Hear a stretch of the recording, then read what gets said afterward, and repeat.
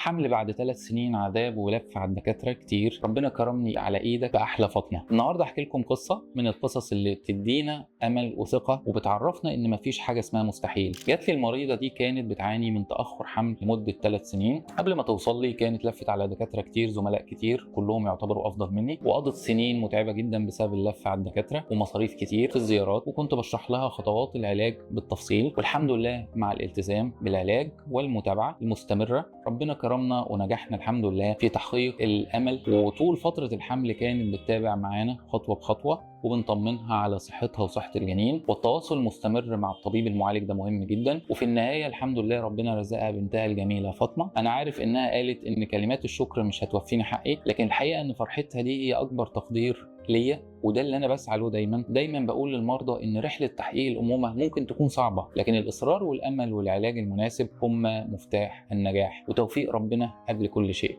دكتور محمود اسماعيل، دكتوراه واستشاري امراض النساء والتوليد، دبلوم طب الجنين، دبلوم الحقن المجهري وجراحه المناظير، جامعه برمنجهام بانجلترا.